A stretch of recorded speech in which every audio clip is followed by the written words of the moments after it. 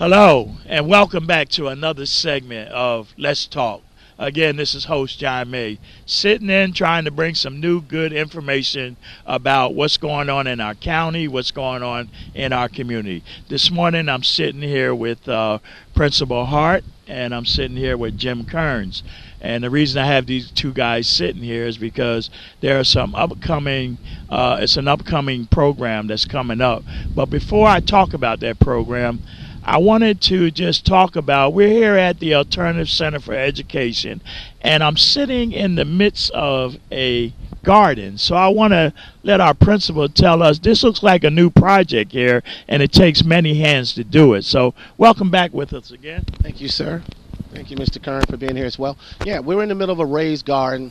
The concept came about, I was watching not a YouTube, but a TED Talk. There was a gentleman out in New York, and he was in the inner city, and there wasn't a lot of vegetables and vegetation to the inner city kids. So there was a lot of concrete around, not a whole lot of dirt and stuff like that. So they came up with the idea of with the raised gardens to provide fruits and vegetables to students within their area. And so now we're not providing it for a large group of people. However, I had the concept, all right, what does a seed do when it gets in the soil? It germinates and it grows. So I use it as a concept also in our social-emotional time with our students to remind them that when you plant a seed, if you water it and nurture it properly, you should see results. And so each homeroom that we have here at Alternative Center for Education, each homeroom has adopted one of our raised gardens. And they grow a variety of different things in there. And as you can see, as we pan around at some point, you'll see some gardens are doing a lot better than others because that's an indication on the kind of care that they're providing. So it's just an opportunity for our students to see something that they've started, they have to take care of, know that its origin was just a seed and as it grew. And we try to use it as an educational concept as well.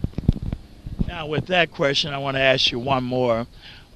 You've allowed a program to come into the Alternative Center, and I would like to know what gave you the idea to allow the 101 electrical workshop training to come here to the alternative school. Well, you and I have been working for years, and you started a program, Feed the Lambs, years ago, and which I was a part of inadvertently by trying to get people to come up and participate. I also was familiar with some of your electrical teachers at the time, and then this opportunity came about through you and Jim. You guys were talking about it, and that's something that's been near and dear to my heart. I think when people can improve their lives through education, and one of the things I think that will increase productivity and people having a better life is that they have a skill. And when the opportunity came for us to house this particular program that'll help people learn the trade and get familiar with the trade, and then further go on to maybe get the apprenticeship, to maybe get the electrical license, hey, I couldn't say no. And again, it's a part of the vision that my father had of this facility being a place that will educate people on trades that will help them develop and grow and to become productive citizens in that particular work field. Let me have your remarks in closing to this part of the segment by telling me, what is your review of last year's class being held here? It was amazing and incredible. In fact, the flyers that you all sent out in the Pastor Association meeting, which I'm a part of, as we were disseminating that information, there were a lot of feedback. And there was a lot of people saying, hey, I didn't get to do it the last time. I heard how awesome it was. The people who went through the program was very excited about it. There are different people at my church that are excited about, buzzing about it. Can't wait to get this opportunity to come and be a part of this program. I know everyone can't come. However, I'm hoping those that are really serious about becoming electricians will take advantage of this opportunity. I think it's an awesome thing, a genius thing, and I hope that the funding continues to stay, and I hope that the commitment on each person's side continues as we develop men and women in this community to become electricians. And it's a great opportunity that it's always good for somebody to have a trade under their belt, because it's kind of hard getting jobs here. Some haven't finished school, some don't know how to make that dollar to keep a loaf of bread on the table. But this is an opportunity where they can make a few hours to put in a ceiling light, to put in a light switch, to put in a receptacle, to help some electrician with a job. So we appreciate you and the school board for allowing this program to come here, and we hope to continue here, and we hope to make better life for someone that's struggling. Absolutely. So I would like to thank you, Principal Hart, for taking that time out to come and let us know how the program is going on here, and what a beautiful garden here. You know, I'm smiling when you say Principal Hart. I mean, just a few years ago, I was always in the principal's office. It's kind of interesting being called Principal Hart, knowing that just the other day I was on the other side of this thing. Well, thank you very much. I believe in honoring a man. I believe in honoring a man that is doing a great job, that is showing his light to the people in his community and the people in his lives. Thank you very much, and have a blessed day. And we'll be right back.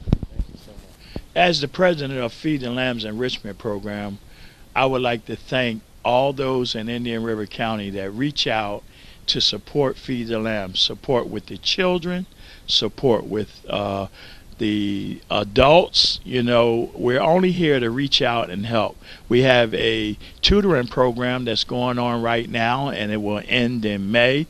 But our tutoring program is housed out at the Oslo Middle School on Tuesdays and Wednesdays from 3 to 5, and we're at UP, the name of Harvest, and we do Mondays and Tuesdays from 4 to 6.